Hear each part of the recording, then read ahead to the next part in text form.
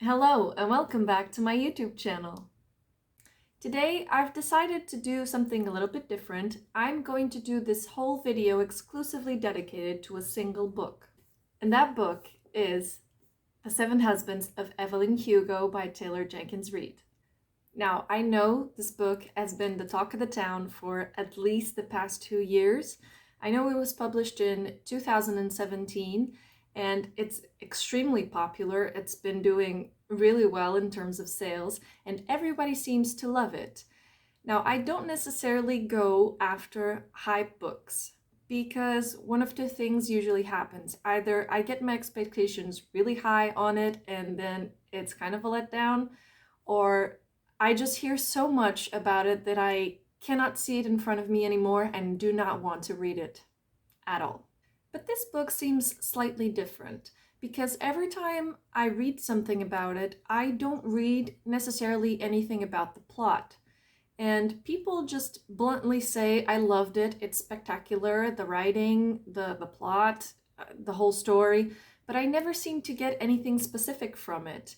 And so I decided to jump on the wagon and read it for myself, because truly, I don't know much about the book. I know it's about a woman named Evelyn Hugo.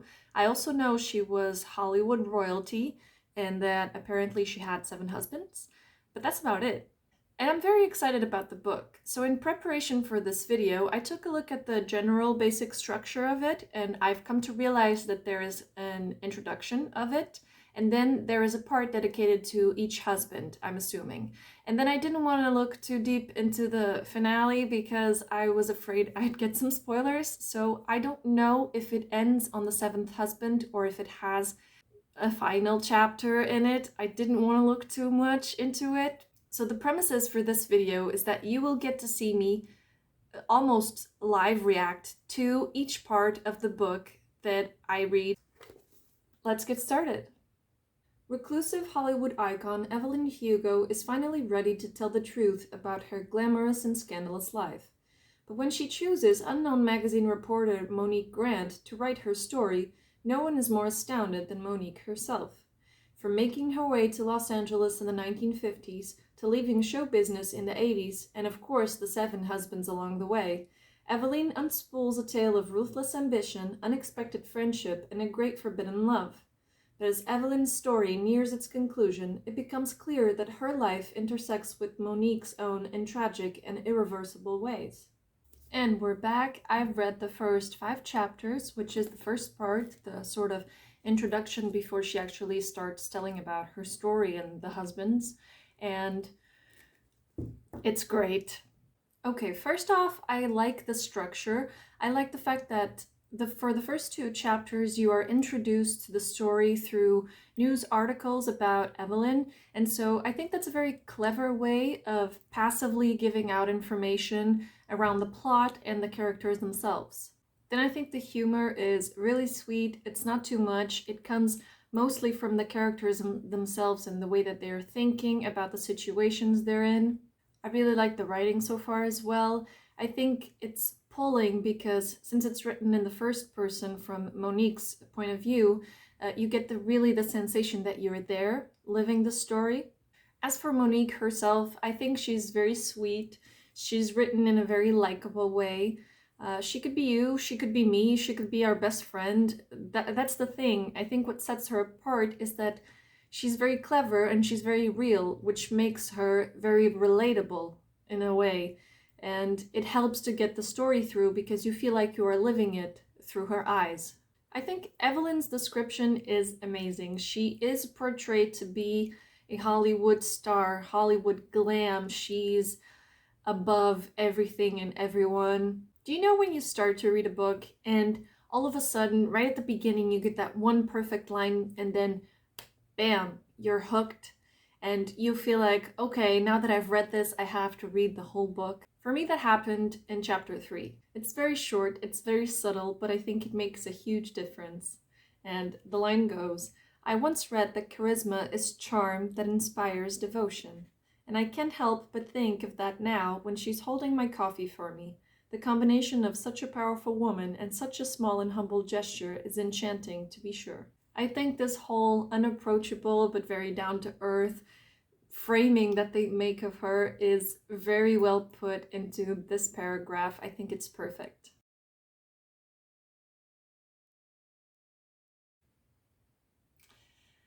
I was not ready for this.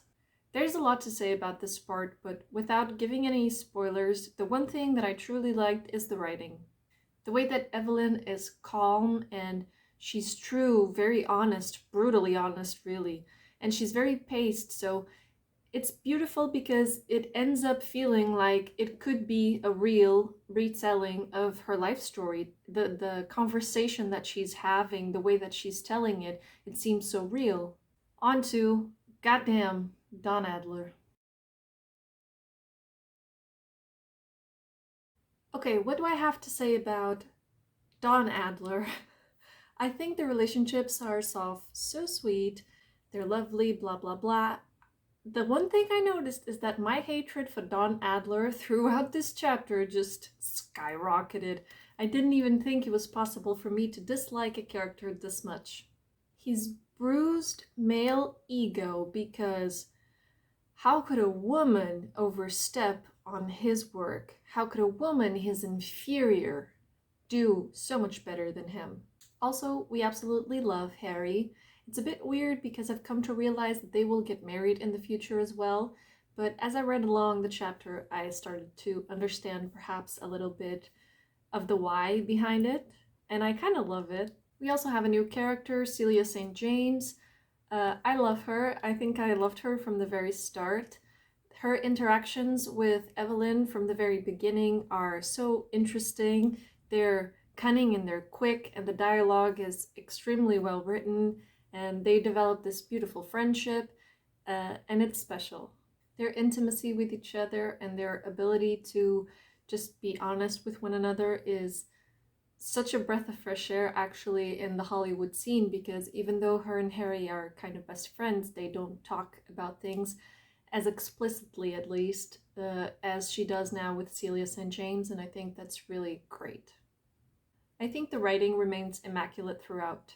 Evelyn is written in such a unattainable and unapproachable yet tangible way that you can envision her even though you can't really get to her. On to the next one, Gullible McRiva. Isn't this the guy from Malibu Rising? I'll have to double check on that. I'll see you in a bit. My thoughts from the very beginning of this chapter are, Evelyn is so clever. She is evolution's best kept secret. She just, not only does she adapt to the environment that she's in, but she also controls the narrative of that environment in such a clever way. But I think ultimately the feeling that you get is that Evelyn is a survivor, but it's just so sad that all of it goes down the way it does. But amidst all of this horrible sadness, I have to say that chapter 28 is one of my favorites. It's just perfection in writing because the style of the narrative is so clever, the way that it's told, and then it's basically just how to con 101 and get away with it. It's first, make them think it was their idea. It's perfect, the way that it is told, the story itself, what it adds to the plot. It's very clever. It's so brilliant. But bringing us the dichotomy, we have Rex North, and he's dubbed as Clever Rex North. So let's see what it says. Okay, I don't know what's going on right now. For this whole part about Rex North, I've been thinking, okay, I won't have that much to say because it's highly specific, so I'd be spoiling all of the story for those who haven't read it, but it's also a great part as well. If I can sum it up in a way without spoiling it, it's just a continuum of great moves by Evelyn Hugo. Rex was a nice guy, there isn't much to it.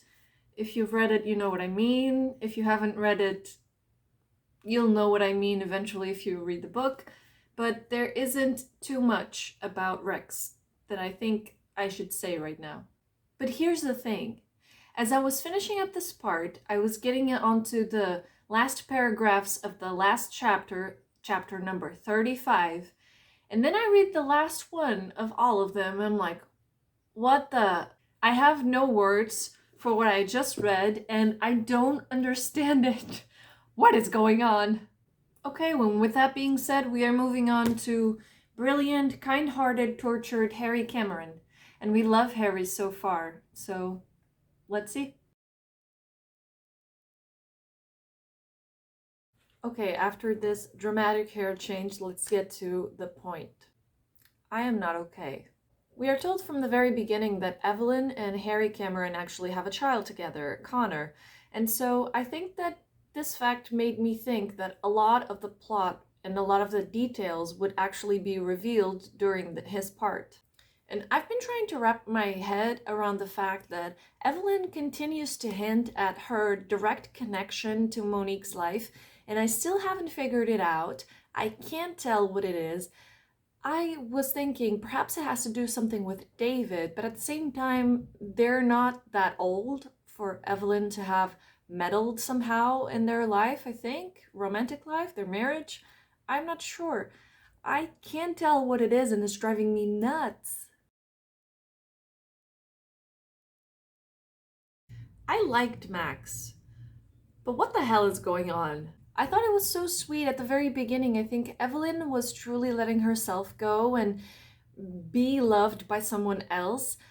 And then Hollywood strikes again. I cried. I can't believe I read this chapter. It was so hard to read. It was harsh. It was emotional. It was tremendously sad. I don't think I can handle this anymore, but let's go to the final part, Robert Jemison. By the way, I could tell that I felt so proud of myself because earlier in the story, I recognized the name and I knew what it meant. And I feel so proud of myself. Perhaps everyone did this, but if you did, I'm proud of you too. The thing about the story is that you already know that these things are going to happen, but yet somehow it's still a gut punch every time you actually read it. And this is the best beginning of the end of the story because it's the warmest, most beautiful thing. Their commitment and their love is unparalleled. It's so beautiful. But then, yet again, you are punched in the throat by the sadness and the awfulness of the things that you already know were going to happen. But then when you read it, it's still so sad. I finally get the connection now, and I can't even believe it. First, I can't believe it actually took me this long to realize the connection, but then I can't believe that this is it. The moment we had been waiting for, the connection between Evelyn and Monique's life. Oh my god. Oh my god. These last few chapters, oh my god, this book is surreal. First off, what a feelings mix for Monique. I did not see that coming at all. And I think it was beautifully written. It's beautiful text. I think Taylor Jenkins Reid was extremely smart ending this book because she managed to portray Evelyn as she was and also offer Monique a chance to be herself and take what she could from Evelyn to make her own mind about things. And I think that's pretty special. All the twists that lead up to this ending are unforeseen, to say the least. I did not see it coming at all. This book is pretty spectacular, I have to say. I laughed so much at this book. I had no idea it would be this funny, this quirky. It's cute, it's sweet, it's harsh too at times.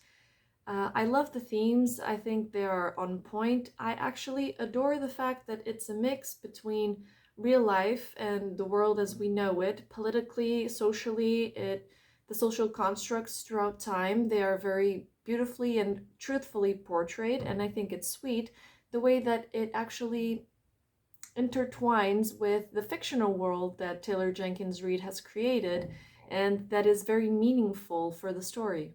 I don't know if I can tell you I'm happy about the story, but I can tell you I loved the book. I enjoyed it thoroughly. First off, I think it's beautifully written. It's very smart, and I enjoyed the structure far more than I think I can put into words, because it really takes you chronologically, and it really takes you through the steps of her life and the decisions that made her life the way it was. And I think it's brilliantly put. But then her story, I think it's so unique. I don't believe I'd read anything like this prior to this book. I think it's what made it so special is that it's a different type of story, one I had not come across yet, and it really grasps you into it. It really pulls you in. You're inside the story. The fact that it's so full of detail, but at the same time it keeps it lighthearted, as if it was a recalling of a memory of one's life story.